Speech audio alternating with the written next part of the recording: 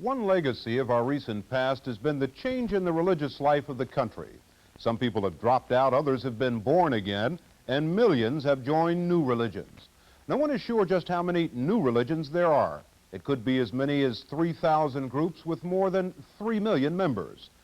Many parents and a lot of ex-members of these groups claim they are not in fact religions, but cults, destructive cults, that deceptively recruit members, practice techniques of mind control, and whose real aim is to get wealth and power for themselves. 26-year-old Bill Malik is a member of a California church that many consider a cult. He's been in it for 3 years since he graduated from college. He agreed to talk on the condition we wouldn't mention the name of the church and that the interview be filmed at CBS. Our request to film on church property was refused. Was there something lacking in your spiritual upbringing that made you seek a newer religion as opposed to one of the older established religions? No, I don't think there was a lack of anything. I think there was a desire within my heart to find a living awareness of God in myself, and to have some form or method, a way that was enlightening to me, and that made me extremely happy and satisfying, fulfilling, to serve God and to serve my fellow man. His mother and father, Marilyn and Charles Malik, tried to persuade him to leave the church. Finally, they enlisted former cult members to kidnap and to program him. They failed. You eventually arrived at a decision to take your son, against his will, to try to have him deprogrammed.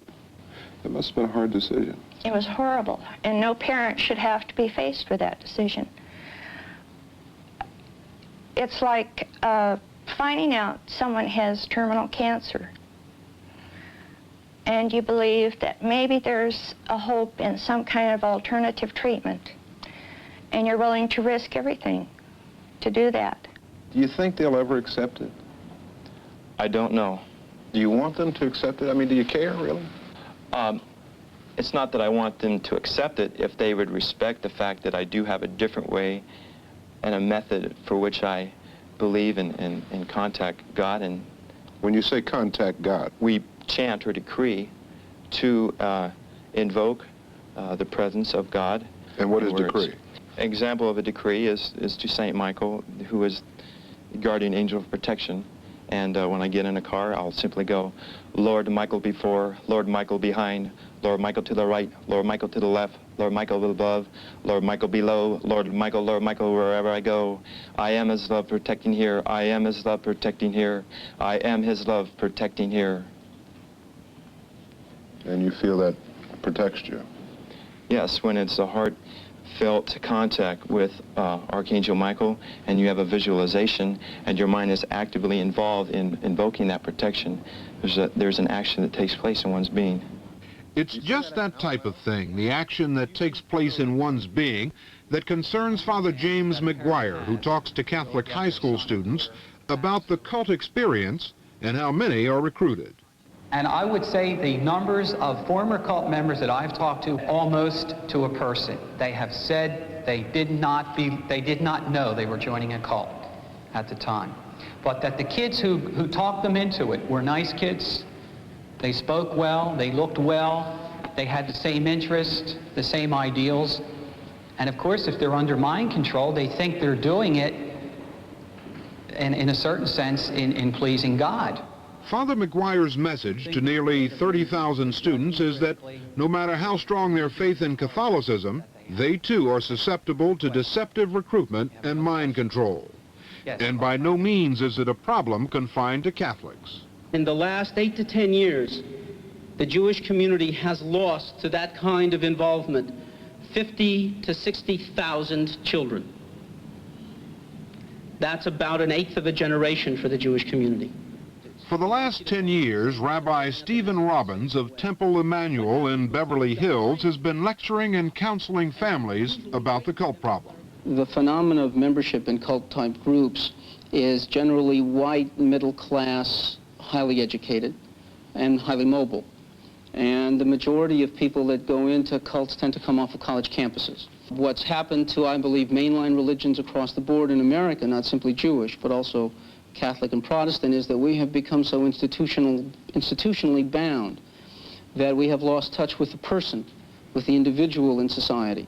Rabbi, if you, as a representative of your institution, have failed these children, if you have not and are not meeting their needs, then what is wrong with them going to a so-called New Age religion, as they call it, or a cult, as you would call it, to satisfy those needs? The question is not my failure, or if there is in fact a failure, but the question of whether or not the people who are going in fact are making a choice, if they in fact know what is happening to them, if they are prepared and understand the demands that are to be made upon them.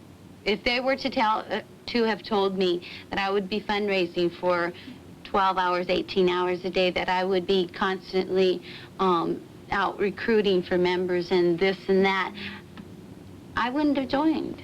No, but nobody joins a cult. You're at the wrong place at the wrong time, and you're deceived. This is a cult clinic in Los Angeles offering help in the form of shared experiences and professional counseling. Although it's run by the Jewish Federation Council, it's open to former cult members and families of all religions.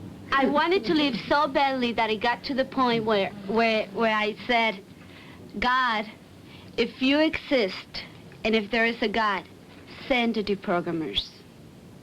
You know, I pray for the deprogrammers. I wanted to leave that badly. How long were you a member of the cult? I was a member for 2 years. My husband is involved in a cult, and it's a cult that is heavy on giving of your possessions and your money. So I couldn't live with him anymore. He was more intent on tithing 20% of his salary. It was part of the rules of belonging to this group that you are to give this money, which is God's money, you know, to the group.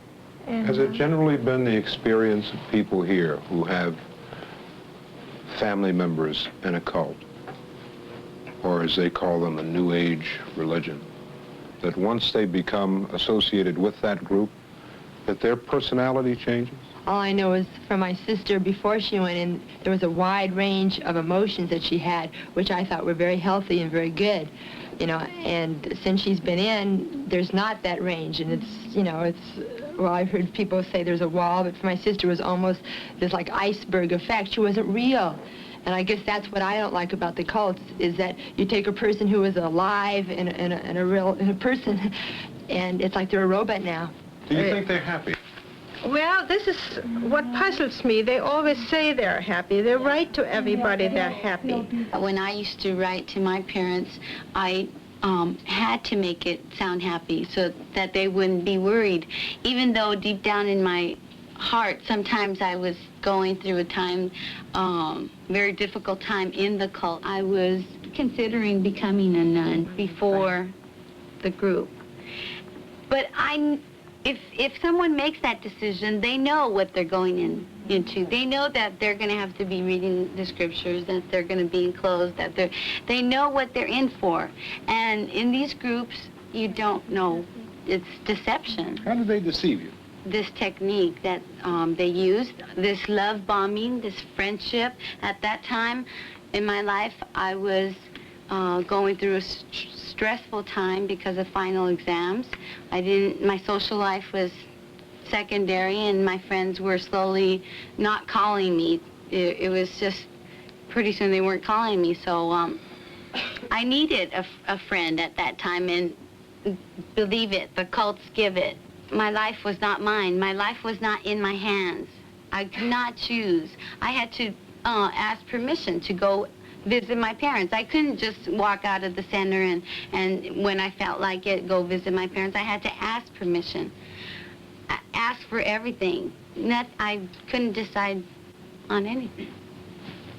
And so that's a form of deception. We have no deceptive practices whatsoever in our faith.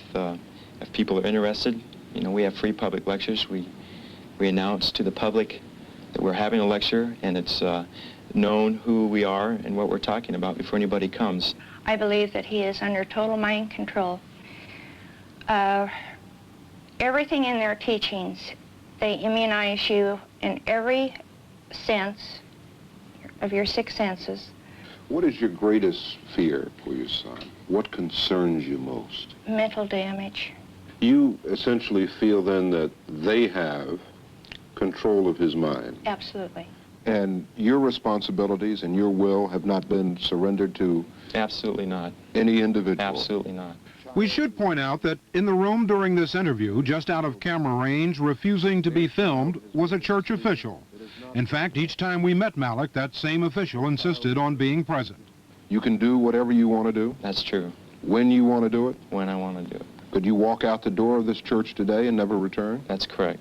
Are you able to communicate with him now? No. He, see, one of the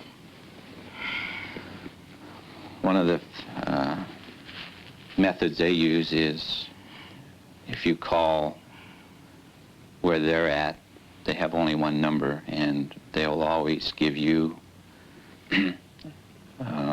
some reason why he can't come to the phone or you can't talk to him. Or we've been told that we are not welcome or not allowed on their property. But Mrs. Malik, doesn't your son have the right guaranteed by the Constitution of this country to choose a religion? I certainly believe that he has that right, but it makes me damn mad when somebody messes with his mind in order to keep that belief going, to continue to maintain control over him, to manipulate him, to take his dreams, his goals, his family, his mind. And when they continue to do that, something's wrong. I'm very willing and open to reunite with my family if they will quit attacking me directly and attacking my church. And nobody should stand in sympathy with a judge or a jury or a parent deciding what should be in one person's mind. And if they are in that state, they might as well be Soviet guards. I don't know how we compromise to be with each other, because there's nothing I'd like more in the world than to hold him in my arms.